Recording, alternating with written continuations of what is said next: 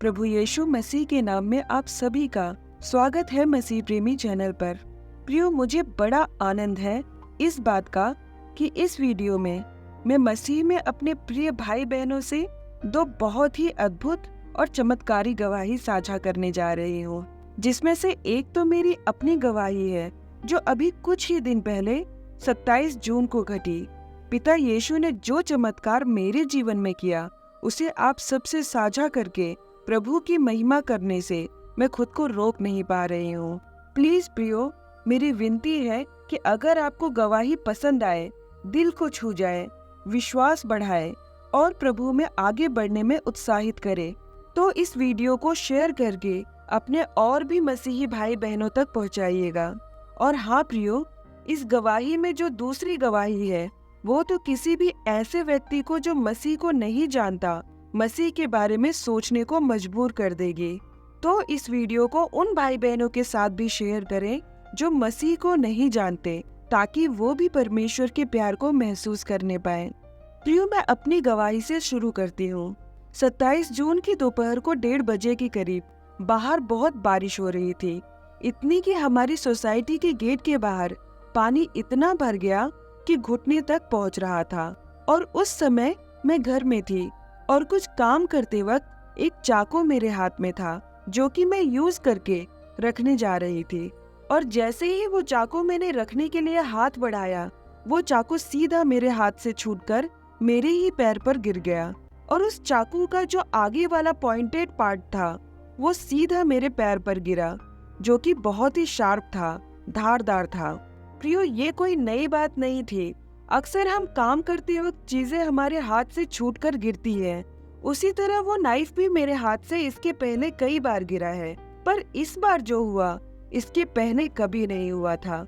जब मैं उस नाइफ को उठाने के लिए नीचे झुकी कि उठाकर उसे रख दूं, तो मैंने नीचे खून देखा, वो भी ज्यादा। एक पल को तो मुझे समझ ही नहीं आया कि क्या हुआ, पर जब मैंने अपने पैर की तरफ देखा तो वहाँ से काफी तेजी से खून बह रहा था, क्योंकि नाइफ का पॉइंट सीधा पैर के ऊपर की नस पे गिरा था और कट आ गया। और उस नस में कट की वजह से वहाँ से लगातार तेजी से खून बह रहा था। इस गवाही को छोटा करते हुए मैं आपको बताती हूँ कि मौसम और कुछ व्यक्तिगत कारण के चलते मैं डॉक्टर के पास नहीं जा सकती थी, पर मैं खून बहने की रफ्तार को देखकर ये जान गई थी कि बिना स्टिचेस यानी कि टाका लगाए ये खून बंद नहीं होगा, क्योंकि मेरे बार बार उस कटी हुई जगह पर हाथ रखकर दबाने से भी जब हाथ उठाकर देखती थी तो खून फिर से तेजी से बहने लगता था। तब मैंने एक आखिरी बार अपनी कटी हुई जगह पर, जहाँ से लगातार खून बहता जा रहा था, हाथ रख कर दबाया और गिड़गिड़ा कर प्रार्थना करना शुरू किया कि प्लीज प्रभु, मेरी सिचुएशन इस समय बाहर जाने योग्य नहीं है, किसी भी तरह से इस खून का बहना बंद कर दीजिए, मेरी मदद कीजिए प्रभु, मुझे आपकी जरूरत है। और कुछ ही मिनटों में जब मैंने फिर से हाथ अपने घाव पर से हटाया तो प्रियो, वो ब्लीडिंग अब थम गई थी। पिता परमेश्वर ने मेरी प्रार्थना उसी समय सुनकर मुझे इस प्रकार चंगा किया कि ना ही मुझे किसी टाँके की जरूरत पड़ी, ना ही किसी दवा की, और ना ही मुझे दर्द होने दिया, और ना ही डॉक्टर के पास जाने की जरूरत पड़ी। पर जिस अद्भुत तरीके से प्रभु ने मेरा खून बहना रोका, इस बात से मेरा परिवार हैरान और परमेश्वर का शुक्रगुजार था। और मेरे लिए ये एक और बड़ा चमत्कार था जो उन भलाइयों में शामिल हो गया है जो मेरे प्यारे पिता यीशु ने मेरे जीवन में किए हैं, जिसे सोच सोच कर बार बार मेरी आंखें भर जाती और मैं अकेले होती या परिवार के साथ परमेश्वर की महिमा करने लगती। प्रियो, परमेश्वर ने मुझे उसी दिन, जिस दिन मुझे लगा था, इस वचन को देकर ये बताया कि वो किस प्रकार अपने बच्चों की सहायता करते हैं, ख्याल रखते हैं, जो कि है भजन संहिता अध्याय 46 वचन 1। परमेश्वर हमारा शरण स्थान और बल है, संकट में अति सहज से मिलने वाला सहायक है। प्रियो, आप जब किसी ऐसी परिस्थिति में हो जहां आपको लगे कि अब क्या करूं, कुछ समझ नहीं आ रहा, तुरंत परमेश्वर को, प्रभु यीशु को पुकारिए। जहां आपकी कोई मदद नहीं कर सकता, जहां लगे कि नामुमकिन है, वहां तुरंत अद्भुत सहायता आपको मिल जाएगी, क्योंकि परमेश्वर सर्वव्यापी और सर्वशक्तिमान है। जो मनुष्य से नहीं हो सकता है वो परमेश्वर से हो सकता है। और सच कहूँ तो हमारे प्यारे पिता से बड़ा सहायक और कोई हो ही नहीं सकता इस पूरे संसार में। और वो भी आपको आसानी से कहीं भी कभी भी मिले ऐसा सहायक है, जैसा कि भजन संहिता 46 का वचन 1 कहता है। लेकिन प्रियो, मैं ऐसा बिल्कुल नहीं कह रही हूँ कि किसी मुश्किल परिस्थिति में आप किसी से सहायता ना ले या डॉक्टर के पास ना जाएं। मैं मजबूर थी, इसलिए कोई हेल्प नहीं ले सके, डॉक्टर के पास नहीं जा सके और परमेश्वर ने मुझे संभाला। पर आपको मुश्किल हालातों में सर्वप्रथम परमेश्वर से सहायता के लिए प्रार्थना करनी है और फिर जो कुछ सहायता आपको मुहैया हो उसका इस्तेमाल करें। पर ये हमेशा याद रखें प्रियो, उस सहायता को भी उपलब्ध प्रभु परमेश्वर ही कराएंगे। आप जो भाई बहन मुझे और मेरी मिनिस्ट्री को अपनी प्रार्थना में रखते हैं, आप सबका बहुत बहुत धन्यवाद। प्रभु आप सबको बहुतायत से आशीषित करें। इन सारी ही बातों के लिए प्रभु परमेश्वर यीशु मसीह की महिमा हो और हमेशा होती रहे। आमीन। प्रियो, आइए हम अपनी दूसरी अद्भुत गवाही की तरफ बढ़ते हैं। प्रियो, इस गवाही को बताने के पहले मैं आपको बता दूं कि आज की गवाही भी उन्हीं पास्टर संतोष के जीवन में घटी एक घटना है, जिनके उद्धार में आने की चमत्कारी, अद्भुत, अविश्वसनीय गवाही मैंने पहले ही अपने चैनल मसीह प्रेमी पर अपलोड की है। आपने अगर नहीं सुनी है तो इस वीडियो में बताई गवाही को सुनने के बाद पास्टर संतोष के उद्धार की गवाही को भी जरूर सुनिएगा। मैं पास्टर संतोष की गवाही का लिंक डिस्क्रिप्शन बॉक्स में दे दूंगी, एंड स्क्रीन में भी लगा दूंगी और उसका आई बटन भी मैंने ऊपर दे दिया है। क्लिक करके आप डायरेक्ट उस गवाही को सुन सकते हैं, पर इस गवाही को पूरा जरूर सुनिएगा। आइए इस चमत्कारी और अद्भुत गवाही की तरफ बढ़ते हैं। प्रियो, ये गवाही पूरी तरह से एक सच्ची घटना है। एक बार केरला के त्रिवेंद्रम नामक एक शहर में एक प्रेयर मीटिंग के दौरान सेंट्रल गवर्नमेंट और स्टेट गवर्नमेंट के कर्मचारी आए हुए थे और इस प्रेयर मीटिंग में परमेश्वर ने पास्टर संतोष को सेवकाई का मौका दिया। जब वो वचन का प्रचार कर रहे थे, उस समय उनकी नजर एक जोड़े पर पड़ी जो उस प्रेयर मीटिंग में आए हुए थे और वे दोनों ही प्रोफेशन से डॉक्टर थे। पति जो था वो डेंटिस्ट यानी कि दांतों का डॉक्टर था और पत्नी आई स्पेशलिस्ट यानी कि आंखों की डॉक्टर थी। और पास्टर संतोष ने देखा कि वो दोनों ही वचन पर ध्यान नहीं दे रहे थे, क्योंकि वो हिंदू थे, इसलिए उन्हें कुछ समझ ही नहीं आ रहा था। जब वो मीटिंग खत्म हुई तब वे दोनों ही पास्टर के पास आए और उनसे कहा कि क्या आप हमारे लिए प्रार्थना करेंगे, क्योंकि मेरे पति को भी समस्या है, मुझे भी समस्या है, हमारा पूरा परिवार समस्याओं से घिरा हुआ है। और जब पास्टर संतोष उस डॉक्टर दंपति के लिए प्रार्थना करने जा रहे थे, तभी परमेश्वर ने पास्टर संतोष से कहा कि इनके लिए प्रार्थना मत करो, बल्कि इनसे 2 सवाल पूछो। तब पास्टर संतोष ने उस दंपति से सवाल पूछा कि क्या आप किसी परमेश्वर को मानते हैं? तो उस जोड़े में से पत्नी ने कहा कि हाँ, हम भगवान को मानते हैं। तब पास्टर ने पूछा कि क्या आप जिस भगवान को मानते हैं उन्होंने आपको कभी इन समस्याओं से छुटकारा नहीं दिया? और फिर पास्टर ने उनसे कहा कि जब इस पृथ्वी पर हमारी कोई सहायता नहीं कर सकता है और ऐसे समय में जो हमारी सहायता कर सकता है हम उसे ही परमेश्वर कह सकते हैं। तो आज आपने जिस भगवान को माना और अगर उसने आपकी सहायता नहीं की तो आप कैसे उसे भगवान स्वीकार कर सकते हैं? फिर पास्टर ने उस जोड़े से दूसरा सवाल पूछा कि जिस भगवान को आप मानते हैं क्या उसने कभी आपसे बात किया है? तो पत्नी ने जवाब दिया कि भगवान बात भी कर सकता है, इस तरह की बातें तो हमने कभी सुनी भी नहीं। तब पास्टर ने पूछा कि क्या तुम्हारे भगवान ने कभी तुम्हें छुआ है? तो पत्नी ने जवाब दिया नहीं। फिर पास्टर ने पूछा कि क्या आपने कभी उस भगवान को अपने घर के अंदर देखा है? तो पत्नी ने कहा कि नहीं, ऐसा भी कभी नहीं हुआ।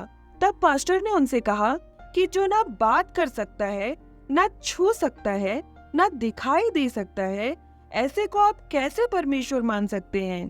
तब उस पत्नी ने पूछा कि क्या बात करने वाला कोई परमेश्वर है? तो पास्टर ने जवाब दिया, हाँ है। उसने पूछा क्या मैं उसे देख सकती हूँ? क्या वो मुझे छू सकता है? तो पास्टर ने कहा कि हाँ, तुम देख भी सकती हो उसे और वो तुम्हें छू भी सकता है, ऐसा परमेश्वर है। तब उस पत्नी ने पूछा कि कौन है वो परमेश्वर। तब प्रभु ने पास्टर से कहा कि तू इन्हें मेरा नाम मत बता। तब पास्टर ने उनसे कहा कि बस इतना जानो कि झूठ तो बहुत सारे हैं इस दुनिया में, पर सत्य सिर्फ एक है। मैं जिसकी बात कर रहा हूँ वो वही एकमात्र सच्चा परमेश्वर है। असल में वो जो पत्नी थी वो अपने पति के लिए प्रार्थना करवाना चाहती थी, क्योंकि उसके पति ने 2 साल से कुछ बोला ही नहीं था, कुछ बात नहीं कर रहा था।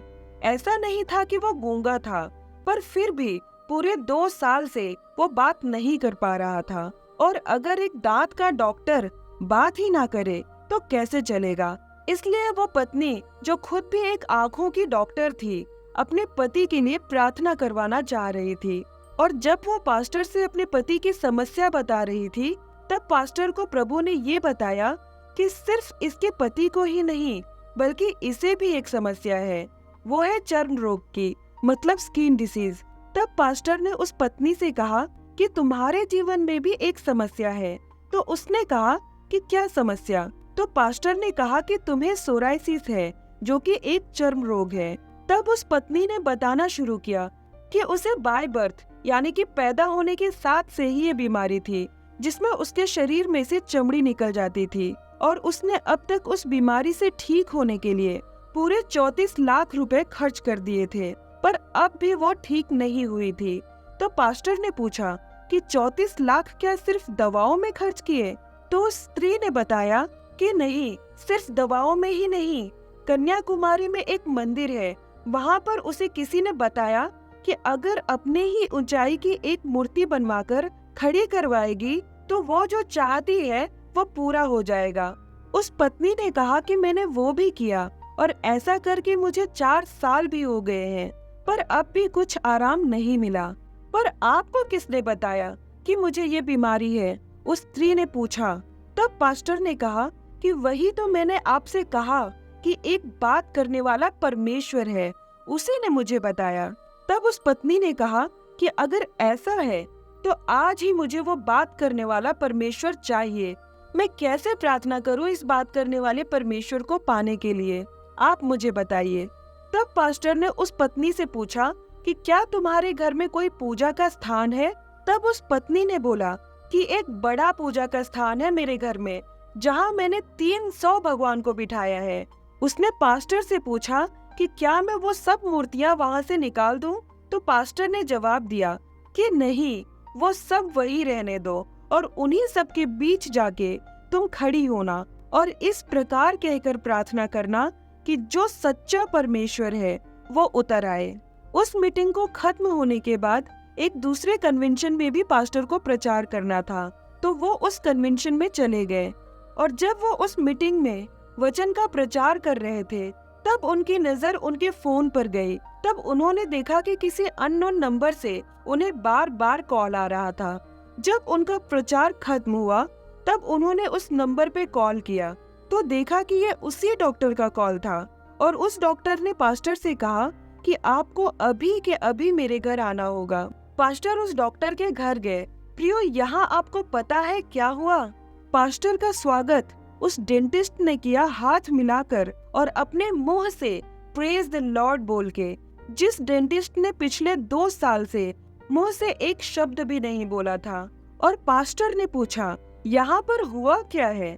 तब उस डेंटिस्ट की पत्नी ने बताया कि मैं 3 बजे जाकर अपने पूजा घर में बैठ गई और मैंने इस प्रकार प्रार्थना किया कि जो सच्चा परमेश्वर है वो उतर आए। और मैं इस प्रार्थना को करते करते वही जमीन पर लेट गई। और कुछ 5:30 बजे के समय में मेरे कमरे में एक रोशनी आई और वो रोशनी बढ़ने लगी और मुझसे बात करने लगी। उस रोशनी ने मुझसे कहा कि तू जिसकी खोज कर रही है वो सच्चा परमेश्वर मैं हूँ। तो मैंने तुरंत पूछा कि इस सच्चे परमेश्वर का नाम क्या है? तो उस रोशनी ने मुझे जवाब दिया, मैं यीशु मसीह हूँ। और जब मैं ये सब सुन रही थी, तब मेरे पति पूजा घर का दरवाजा खोल के अंदर आए और ये सब देखकर मेरे पति ने 2 साल बाद पहली बार अपना मुंह खोलकर हालेलुया हालेलुया बोलकर नाचने लगे।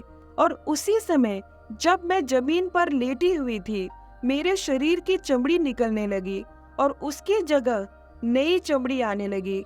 उस स्त्री ने बताया कि मैं 34 वर्ष की हूँ और मुझे जो नई चमड़ी आई वो कोई बच्चे की स्किन जैसे नहीं थी, बल्कि एक 34 साल की महिला की स्किन जैसी होती है, बिल्कुल वैसी ही स्किन आई। और उस दंपत्ति को, जिनको सच्चे परमेश्वर का अनुभव हो चुका था और सच जानकर जो स्वतंत्र हो चुके थे, उन्होंने निर्णय लेकर अपने पूजा घर में से सारी मूर्तियां और तस्वीरें निकाल के घर के एक कोने में ले जाकर जला दिया। और आज के समय में वे दोनों ही परमेश्वर की सेवकाई कर रहे हैं। प्रियो, अगर इस गवाही को सुनकर आप उत्साहित हुए हैं, आपका हृदय परमेश्वर के प्रेम से भर गया है, तो उसे व्यक्त जरूर कीजिएगा कमेंट में हालेलुया लिखकर, क्योंकि हमारा परमेश्वर किसी मूर्ति या तस्वीर में सीमित रहने वाला भगवान नहीं है, बल्कि वो स्वर्ग और पृथ्वी का निर्माण करने वाला सच्चा और जीवित परमेश्वर है। स्वर्ग जिसका सिंहासन और पृथ्वी पैर रखने की चौकी है, जो कि हमें छूता है, हमें दिखाई देता है, महसूस होता है और हमसे बात भी करता है। प्रभु यीशु मसीह के नाम की महिमा हो और हमेशा होती रहे। मेरे साथ इस वीडियो के अंत तक बने रहने के लिए आप सभी का तहे दिल से शुक्रिया। एकमात्र जीवित, सच्चे और सर्वशक्तिमान परमेश्वर प्रभु यीशु मसीह की आशीषें और बरकतें आप सभी के जीवन पर हमेशा बनी रहे। प्रभु यीशु मसीह के नाम में आमीन। जय मसीह की।